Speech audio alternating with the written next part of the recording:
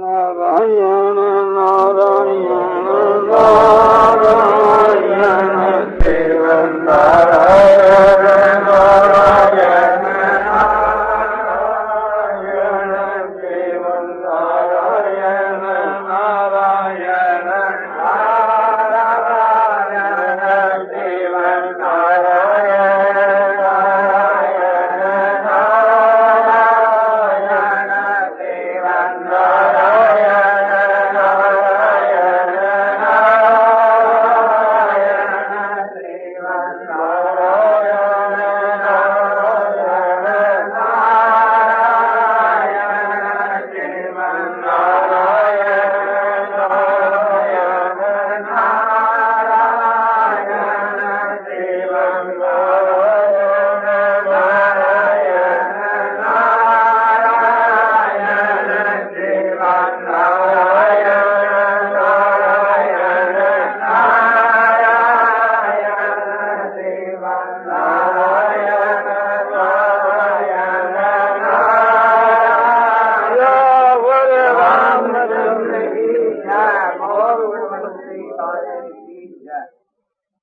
दूसरे भाई से जगह मांग रखी है।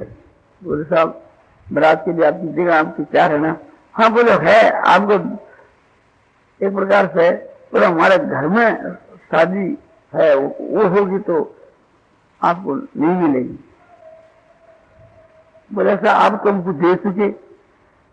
बोले दे चुके तो दे चुके, दूसरों को नहीं देते, पर हमारे घर में हो ब्याह होगा तब तो हम काम में लाएंगे। उसने तो पहले ही 2 जगह और मांग रखी है। बोले कोई बात नहीं, अपना तो काम चल जाएगा, दूसरी जगह मांग रही। तो इस तरह से मकान है, चीज है, आज कलयुग के जिसके में हम दे देंगे, ऐसा वचन देकर के भी नहीं देते और देने में भी विलम्ब करते हैं। कल आइए साहब, परसों आइए साहब। वो कहता है कि अब तो एक प्रकार से विवाह नजदीक आ गया। तो बोले साहब ये क्या है, तो कोई बारात ही नहीं है, तो बारात आने के बाद हम क्या करेंगे इस चीज को लेकर? तो देने वाला जो धनी है वो भी जीवे कष्ट कर करके देता है, टालम टाल करता है एक प्रकार से। और लेने वाले के लिए रहता है कि पहले से ले जाकर इकट्ठा कर लो, नहीं मालूम फिर मिले या नहीं मिले। जगह भी अपना पहला कब्जा करके ताला बंद कर दो, क्योंकि नहीं तो मौके पर शायद नहीं मिले। तो लेने वाला का जो है, मांगने वाले का व्यवहार भी नीचे दर्जे का और देने वाले का व्यवहार भी नीचे दर्जे का, ये कलयुग की बात है। तो सतयुग और कलयुग में कितना अंतर पड़ गया, कितना डिफरेंस है, देखने से मालूम होता है कि बहुत ही एक प्रकार से डिफरेंस है। तो सतयुग की जो बात मैं आपको बताई वो मुक्ति के देने वाली है, नहीं कि आजकल के कलयुग की जो बात है वो मुक्ति के देने वाली है। किंतु कलयुग के बीच के में भी हमारा व्यवहार सतयुग के जैसा हो तो वो मुक्ति तो हमारी आपने सतयुग की रिजर्व है। तो कोई कलयुग और सतयुग के वास्ते कोई बात नहीं है, भाव ऊंचे दर्जे का होना चाहिए, त्याग होना चाहिए। यदि हमारे हृदय में त्याग है तो हम एक प्रकार से आपकी चीज ग्रहण करके, आपकी चीज लेकर के भी हम मुक्त हो सकते हैं। और हमारे में त्याग नहीं है तो दाता की भी मुक्ति नहीं होती।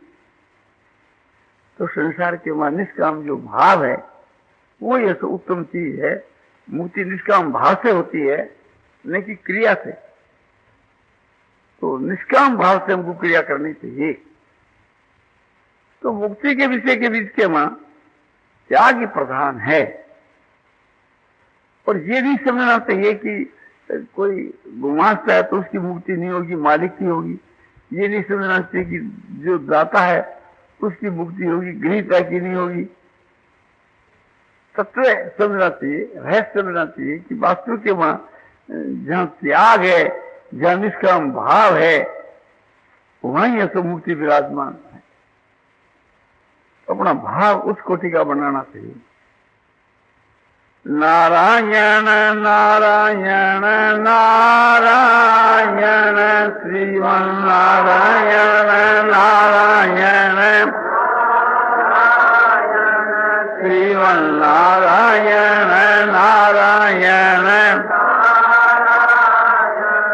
श्रीमन्नारायण नारायण नारायण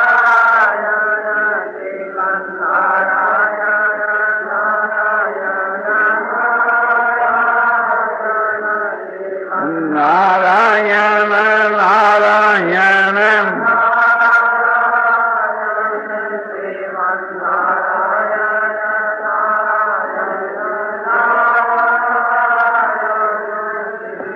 नारायण नारायण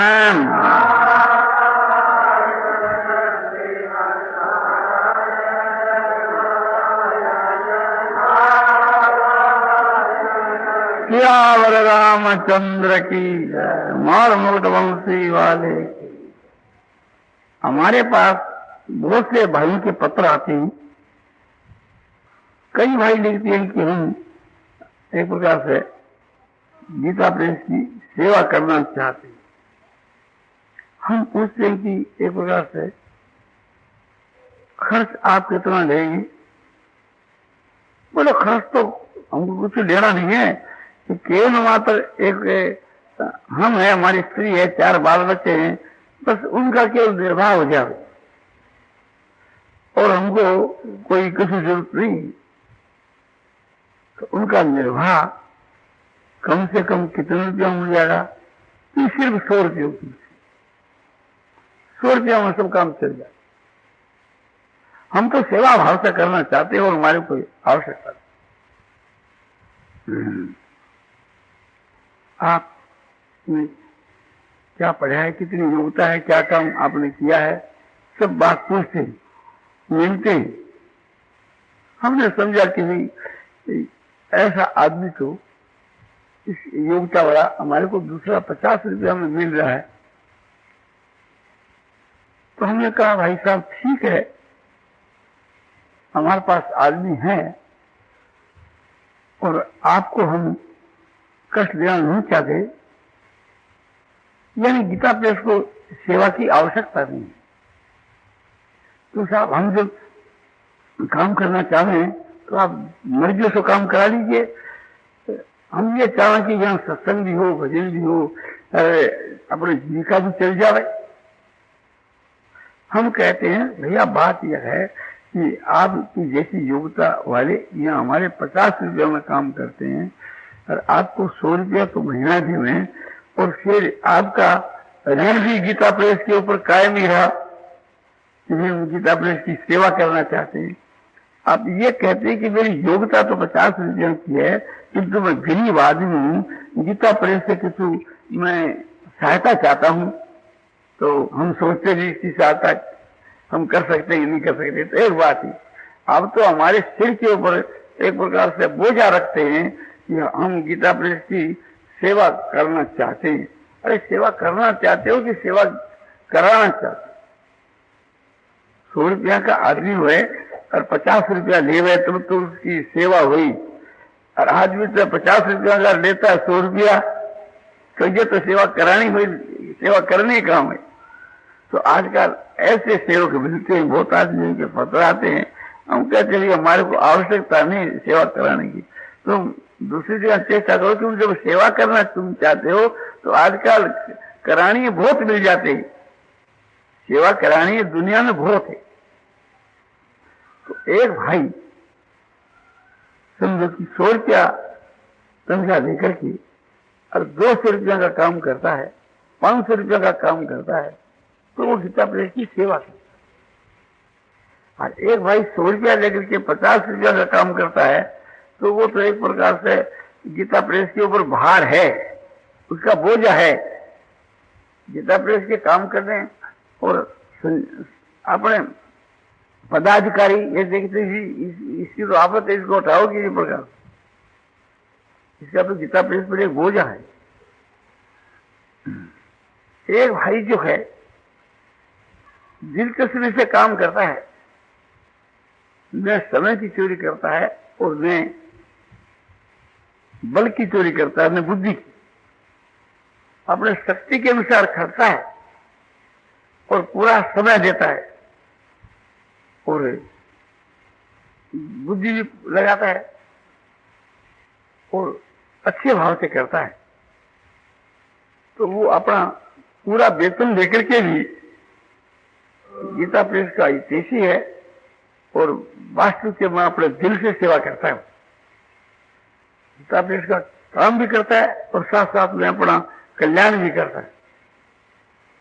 और एक आदमी मन लगा करके नहीं करता, तत्परता से काम नहीं करता, बुद्धि तो उसमें है किंतु लगाता नहीं, बल तो उसमें है किंतु उसका प्रयोग ठीक करता नहीं, समय तो उसके हाथ में है किंतु देता नहीं,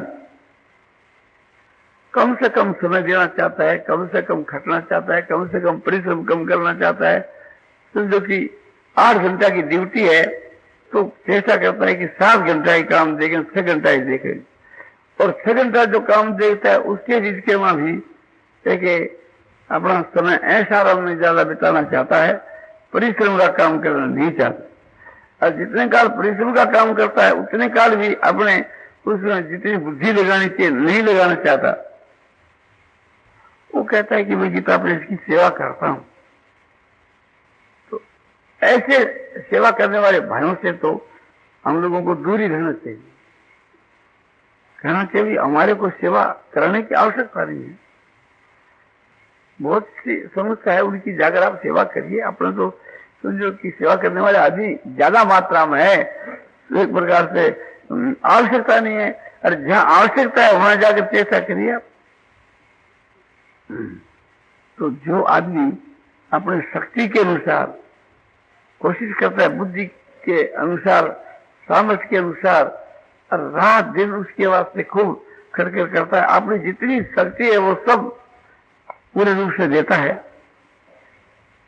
तो वो वेतन लेकर के भी अपनी आत्मा का कल्याण कर रहा है। समझो कि आपने वेतन लेकर के भी योग्यता से अधिक नहीं, योग्यता के अनुसार वेतन लेकर के भी वो एक प्रकार से संस्था का अपने हित कर रहा है, इस वास्ते अपना कल्याण कर रहा है।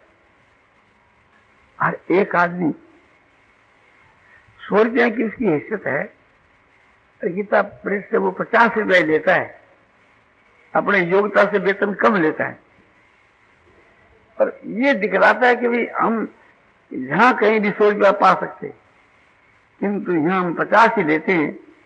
हम कहते बहुत अच्छी बात, तुम्हारी बड़ी उदारता है, किंतु वो एक प्रकार से समय भी कम देता है और बुद्धि भी नहीं लगाता है और खर्चा भी नहीं है।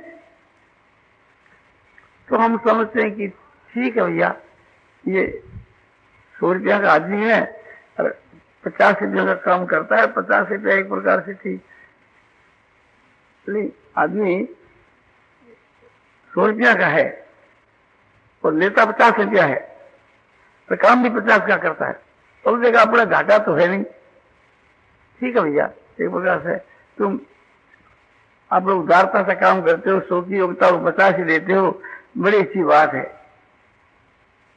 किंतु वो वास्तव के बीच के में अपना कल्याण नहीं कर रहा है, वो एक प्रकार से धोखा ही दे रहा है कि जिसकी योग्यता उसको काम में नहीं ला रहा है।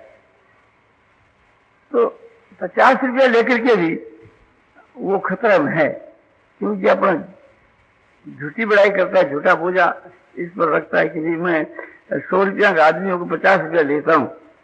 अरे तू काम भी तो 50 का करता है भैया, आदमी तो तू 100 का है, कि तो अपने तो यहाँ परिश्रम करता नहीं, तुम्हारे योग्यता हमारे क्या काम आवे। तो एक आदमी में योग्यता रहते हुए भी अरे वो योग्यता उसमें लगाता नहीं, तो उसकी योग्यता गीता प्रेस के कोई काम में नहीं आती। बुद्धि होकर के भी उसके वास्ते बुद्धि नहीं लगाता, उसकी बुद्धि अपने क्या काम आवे। आप में बहुत बुद्धि है, किंतु वो बुद्धि आप हमारे लिए खर्च नहीं करते, तो आपकी बुद्धि हमारे क्या काम आई। आपके पास लाखों रुपए हैं, किंतु आप हमारे को मदद नहीं करते, तो आपके रुपये हमारे क्या काम आए। तो भाव यह है कि नीयत जो है वो सबसे बढ़ करके है, तो नीयत उस कोटि की होनी चाहिए। सेवा करके भी वाणी से नहीं करना चाहिए, और हृदय का वहां भी ये भाव नहीं रखना चाहिए कि हम सेवा करते हैं, उपकार करते हैं किसी। और जो उस कोटि के जो पुरुष होते हैं वो ऐसे होते हैं कि काम कर करके भी एक प्रकार से नहीं कहते और करते हैं किंतु कहते नहीं। और दूसरे जो हैं बड़ाई चाहने वाले वे कहते खूब हैं करते कुछ नहीं। तो ऐसे आदमी तो संसार में आपको बहुत मिलेंगे कि अपनी बड़ाई करने वाले, डींग मारने वाले और वास्तव में समय पड़े काम के मां आपको धोखा देने वाले। उनको यहां भी खतरा है और लोक में भी खतरा है, उनको लोगों को भी खतरा है और उनसे उनको आपको भी खतरा है। तो जो आदमी धोखा देता है, जो आदमी ऊपर का दफान लग करके केवल मान बढ़ाई चाहता है, तो मान बढ़ाई का किंकर है, उसे किसी होना नहीं है। और जो उस कोटि के जो पुरुष होते हैं वे अपने गुणों को लुको करके, छिप करके अधिक से अधिक काम करते हैं और दिखलाते कम है। लोगों की दृष्टि में इतना नहीं जाते और काम खूब करते। तो हम लोगों को अपनी आत्मा के कल्याण के लिए निष्काम भाव से काम करना चाहिए। इसका नाम निष्काम भाव है। हम किसी की सेवा करें, उपकार करें, किसी त्याग करें तो दूसरे को जनावे नहीं। जान जाए कोई आदमी तो हम अपने ऊपर कलंक समझें। हमने तो नहीं जनाया, किंतु कोई जान गया तो हमारे लिए लज्जा की बात है, शर्म की बात है, दुख की बात है। हम फिर कोशिश करें कि भविष्य में ऐसा न हो कि कोई जान जाए। तो ये निष्काम भाव है, इससे मुक्ति होती है। और हम इसको जनावें कि साहब हम जो एक प्रकार से दिन रात गीता प्रेस का काम करते हैं, एक पैसा लेते नहीं, अपना घर का खर्च लगा करके काम करते हैं।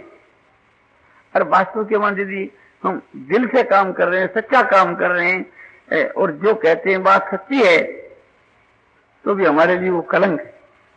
वो हमारा निष्काम भाव नहीं, सकाम भाव। हम समझो कि न समय की चोरी करते हैं, न बुद्धि की चोरी करते हैं, न बल की चोरी करते हैं। अपना बल बुद्धि का प्रयोग करके और घर का खर्च खा करके काम करते, किसी भी परिश्रम नहीं ले रहे, किंतु एक प्रकार से थी खाली हम कहते हैं मान बढ़ाई प्रतिष्ठा के लिए। और लोग कहते हैं साहब ये बात जो कहते सच्ची बात है, ऐसी बात ही है। तो उस हमारी उत्तम दर्जे की क्रिया होकर के भी उसमें अहंकार घुस गया है, उसमें हमारी उस कोटि की नीयत नहीं है, उस कोटि का भाव नहीं है। क्रिया हमारी ठीक है, उपकार भी हम ठीक करते हैं, किंतु उससे हमारी मुक्ति नहीं हो सकती, भगवान की प्राप्ति नहीं हो सकती। बात सच्ची होकर के क्यों नहीं हो सकती कि वो हमारी सेवा निष्काम सेवा नहीं है। तो हम तो रुपया तो लेते ही नहीं, फिर निष्काम क्यों नहीं?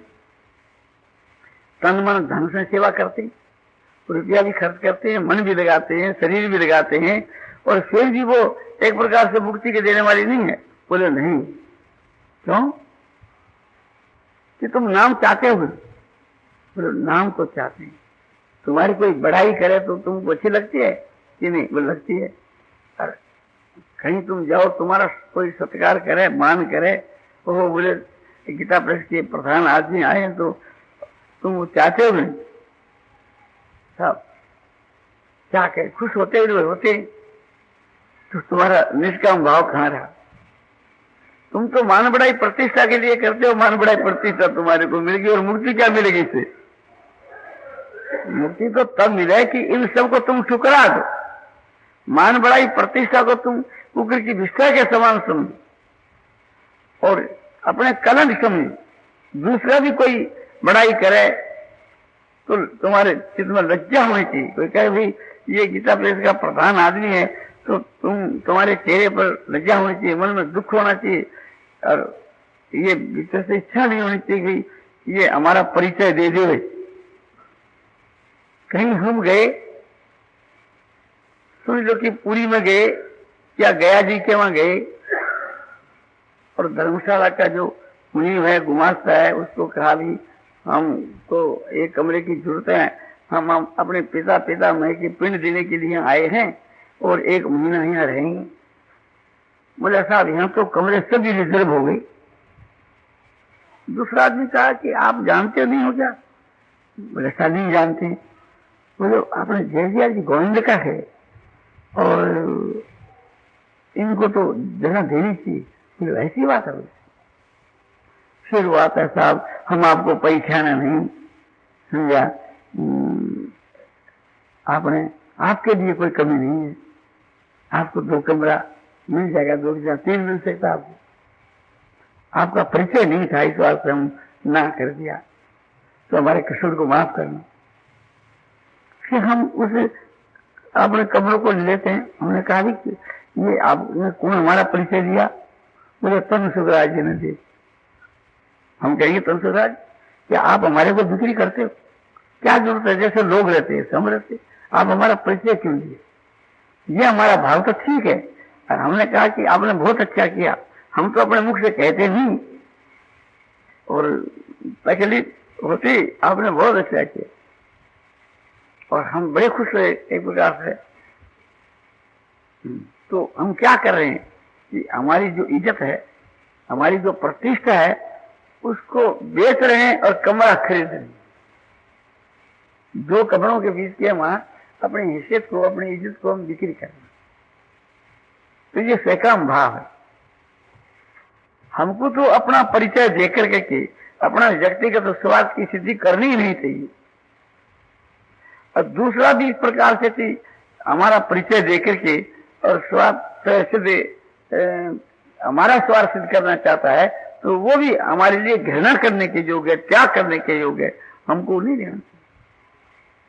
फिर वो हमारे को कमरा देना चाहे तो हमको ये करना चाहिए कि भाई हम इस धर्मसभा में नहीं ठहरेंगे। क्यों? कि आप तो एक प्रकार से थी, मुझको एक बड़ा आदमी समझ करके, ऐसा समझ करके ये दे रहे हैं दूसरे आदमियों से परिचय पा करके। हम तो साधारण रूप में आकर के जितना हमारा हक हो सके एक साधारण आदमियों का, बस उसी हैसियत से हम चाहते हैं, हम इस हैसियत से नहीं चाहते। तो हम अपना परिचय देकर के, हम बड़े आदमी हैं ये परिचय देकर के यदि वहां हमारे को कोई जगह मिले तो वो हमारे त्याग करने के योग्य है, घृणा करने के योग्य। और यदि एक साधारण की हैसियत से जैसे और भी 50 आदमी आए, हम भी आए, उनको जैसे वो जगह मिलती है जैसे हमारे को मिले, वो ठीक है। तो अपना जो रबाब एक है, या अपनी जो इज्जत है, या अपना जो श्रेष्ठता है, किसी भी प्रकार की श्रेष्ठता है, उसको बेच करके यदि हम बदले के में आराम चाहें तो वो हमारा आराम जो है तो हमारे लिए हराम है, घृणा करने की जो वो निष्काम भाव। जहाँ निष्काम भाव है, जहाँ स्वार्थ का त्याग है, वहां ही मुक्ति विराजमान रहती है। और जहाँ स्वार्थ है वहां उसके ओट में नरक रहता है। उस स्वार्थ का नाम ही लोभ है। और ये 3 जो है सो एकदम नरक के देने वाले, त्रिविधं नरक से एकदम द्वारं नाशम आत्मने काम क्रोध तथा लोभ तस्मा तेतत्रयं त्यजेत। काम क्रोध और लोभ ये 3 साक्षात नरक के द्वार हैं और ये आत्मा का पतन करने वाले हैं। इसलिए इन तीनों का त्याग कर देना चाहिए। भगवान ने अर्जुन के लिए गीता के 16वें अध्याय के 21 श्लोक में ये उपदेश दिया। तो इसको ख्याल में जाकर के और हर एक काम के बीच के वहां हमको अपने स्वार्थ का त्याग करना चाहिए। मान और बड़ाई प्रतिष्ठा को एक निष्ठा के समान समझ करके, मैले के समान समझ करके इसे दूर रहना चाहिए, ठुकरा देना चाहिए। त्रिलोकी का ऐश्वर्य और मान बड़ाई प्रतिष्ठा हमारे को मिले तो नजर उठाकर हमको नहीं देखना चाहिए। अपना कहीं हक भी हो तो उसका हक का भी त्याग कर देना चाहिए। जहाँ मान बड़ाई प्रतिष्ठा के साथ में समझ जुड़ जाता हुए तो उसे दूर रहना चाहिए। वही हमारे लिए कल्याणकारक है। और समझो कि न्याययुक्त जो लोभ है वो भी हमारे लिए कलंक है और अन्याययुक्त तो है ही।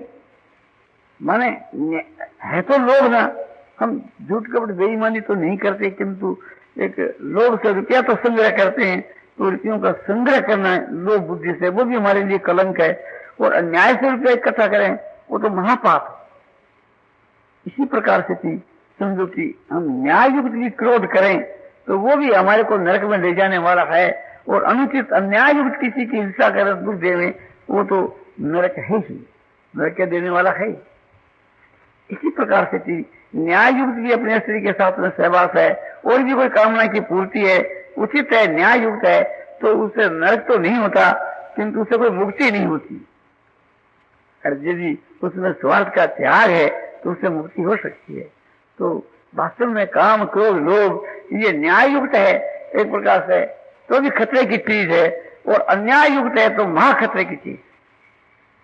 तो हम लोगों को हर एक काम के बीच में अपना स्वार्थ का त्याग करना चाहिए और निष्काम भाव से काम करना चाहिए। और निष्काम भाव से सेवा करके हम इस बात का दावा रखें कि हम निष्काम भाव से सेवा करते हैं, तो दावा रखने के साथ ही वो चीज सकाम हो जाती है। तो ये वाणी से कहना चाहिए कि हम निष्काम भाव से सेवा करते हैं, और उन्हें अपने हृदय के वहां भाव रखना चाहिए कि हम निष्काम भाव से सेवा करते हैं, तब वो हमारा निष्काम सेवा, वो हमारी निष्काम सेवा होती है। नहीं तो मान बढ़ाई प्रतिष्ठा से थी, वो सब हमारी सेवा दूषित हो जाती। इस प्रकार से सत्य चित्त आनंद, इन तीन शब्दों से वो एक ही चीज है सो ग्रहण की जाती है। ये उनके सब पर्याय है, और हम लोगों को पर्याय नहीं जी करके के अलग अलग स्वरूप प्रतीत होते हैं। एक चीज के बहुत से नाम और वस्तु वह एक ही हो है, वहां तो वस्तु तो एक ही ठहरती है, नाम बहुत से समझ जाते हैं, और जहां उस के स्वरूप बहुत हो है वह बात दूसरी हो जाती है।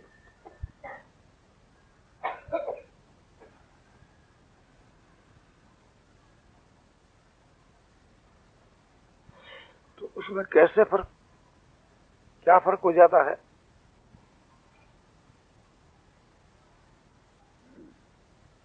जड़ के ऊपर आपको बताया जाता है। असल में तो चेतन जो ब्रह्म का जो स्वरूप है वो जड़ के दृष्टांत से समझा नहीं जाता, कोई एक अंश समझाया जाता है। जल जो है और एक समझो कि बादल है और एक बर्फ, तो धातु से थी जल है और बादल और बर्फ एक ही पदार्थ है, पर नाम रूप अलग अलग है, उनकी आकृति अलग अलग है, नाम भी भिन्न है और रूप भी भिन्न है।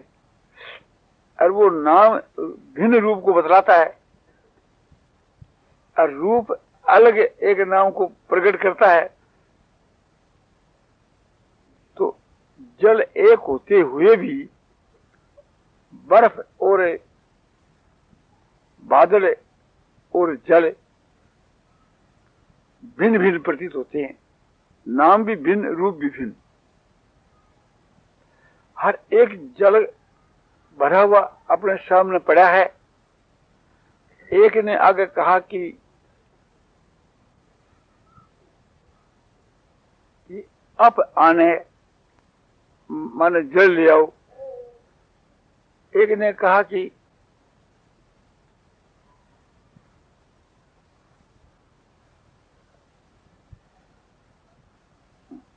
गिव वाटर, आपने जल दो, और एक ने कहा कि पानी लिया। तो तीनों का एक ही अर्थ होगा, वो एक ही चीज सबके सामने आवेगी। कोई बर्फ नहीं लावेगा, कोई बादल को उखाड़ कर नहीं लावेगा।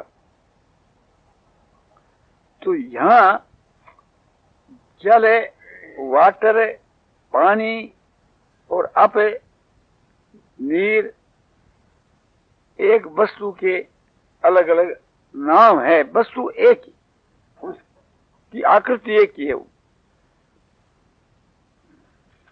और वहां धातु से तो वस्तु एक है, किंतु उसका रूप अलग अलग है। तो सच्चित आनंद, ये हम लोगों को इसका रूप अलग अलग दिखता है, वस्तु एक और नाम उसके तीन हो, इस प्रकार की प्रतीति नहीं होती। आनंद जो है वो एक बड़ा भारी सुख सा प्रतीत होता है। आनंद जो है वो तो एक बुद्धि के जानने में आने वाला विषय है, और ज्ञान जो है उस आनंद से अलग प्रतीत होता है। चेतनता जो है उससे अलग प्रतीत होती है, सत्ता उससे अलग प्रतीत होती है। उसकी सत्ता चेतन की सत्ता के वहां फर्क प्रतीत होता है। जड़ की जो सत्ता है उसमें व्यभिचार दोष दिखता है, वो क्षय और वृद्धि को प्राप्त हुए, और चेतन की जो सत्ता है, चेतन जो सत्ता है उसमें ऐसा व्यभिचार दोष नहीं प्रतीत होता। तो इसलिए संसार का जो सुख है, संसार के विषय का जो ज्ञान है और संसार को जो अस्तित्व है, ये तो तीनों माई की है। और साथ के वहां परमात्मा का जो अस्तित्व है, परमात्मा की जो चेतनता है, परमात्मा जो आनंद स्वरूप है, उससे विलक्षण होते हुए भी ये तीन चीज अलग अलग प्रतीत होती है। सत चित आनंद, आनंद माने सुख विशेष, इतनी उसमें विशेषता है लौकिक सुख में। और परमात्मा का स्वरूप जो आनंद है उसमें, परमात्मा का जो स्वरूप जो आनंद है वो तो स्वयं परमात्मा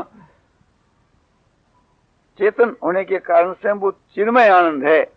आनंद होता हुआ भी ये मारो भाव है कि चेतन आनंद है, जड़ नहीं, दूसरे को विषय नहीं है, ऐसा वो आनंद है। और चेतन जो है वो ज्ञाता है, वो दूसरे को जानने वाला है, वो किसका ज्ञेय नहीं होता, वो किसके जानने में नहीं आता। और सत्य जो है वो ऐसी सत्ता है कि जिसकी सत्ता से सबकी सत्ता है।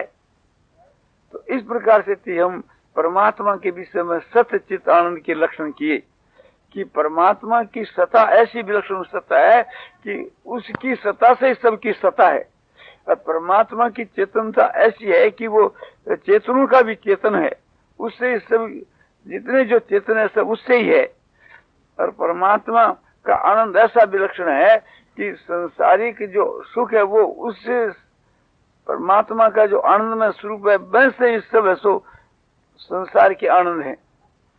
इतनी विलक्षणता तो हम सूक्ष्मता से समझ लेते हैं, किंतु ऐसा समझ करके भी सत्य है, चेतन है, आनंद है, ये तीन चीज से प्रतीत हुई। तो ऐसी बात नहीं, ये तीनों वहां जाकर के उसके नाम के रूप में, उसे के पर्याय के रूप में सो आकर प्राप्त हो जाए कि मैंने चाहे समझो सत्य कह दो, चेतन कह दो, चाहे आनंद कह दो। पर्याय जैसे हर एक चीज के बहुत से नाम होते हैं ना। जल का उदाहरण देकर जैसे मैंने आपको बतलाया, एक जल के बहुत से नाम होते हैं, ऐसे एक ईश्वर के बहुत से नाम होते हैं, वो नाम होते हैं।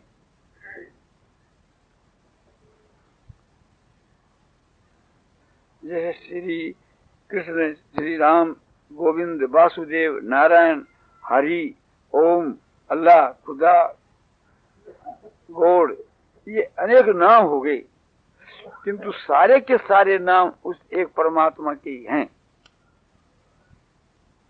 तो इस प्रकार से परमात्मा को समझाने के वास्ते ये तीन ही नहीं और भी उसके लिए शब्दों का प्रयोग किया जाता है कि कैसा परमात्मा है कि वो सम है, अनंत है,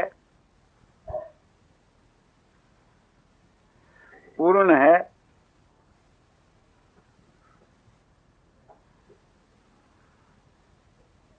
बहुत से शब्दों का प्रयोग किया जा सकता है, किंतु ये सारे के सारे शब्द उसके लक्षणों के, गुणों के बातक नहीं, स्वरूप के बातक है।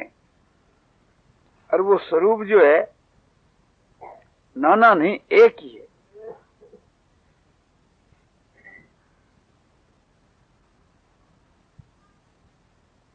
अब वो गुणों की बात आपको बताई जाती है, जैसे क्षमा है, दया है, शांति है, समता है, संतोष है, सरलता है, ज्ञान है, वैराग है, प्रेम है, ये सब किसी में हुए तो उसको हम इनको गुण बोल कर ही कहते हैं ना। तो ये सब जो गुण है सात्विक गुण है, सत्रह स्तंभ 3 जो गुण है उनके में श्रेष्ठ जो सात्विक जो गुण है उनका ये विस्तार है, उनका ये सब अलग अलग आपको बताया गया। तो सात्विक होने पर भी है तो जड़, है तो एक भाववाचिक पदार्थ। तो इन सब गुणों के साथ में जो उस परमात्मा का संबंध है, इन गुणों का समग्र है। हम मनुष्यों में, पशुओं में, जानवरों में तो बटा हुआ है, उसका माने एक अंश बटा हुआ है। जैसे एक सागर होता है और सागर के मां लाखों बूंदे होती है, तो हम लोगों के बीच के मां तो एक बूंद के समान भी नहीं। नारायण नारायण नारायण श्रीमन नारायण नारायण श्रीमन नारायण नारायण श्रीमन नारायण नारायण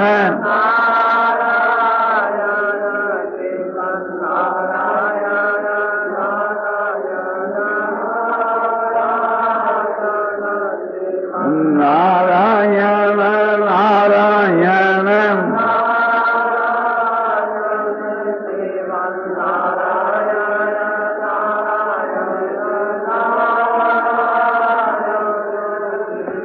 नारायण नारायण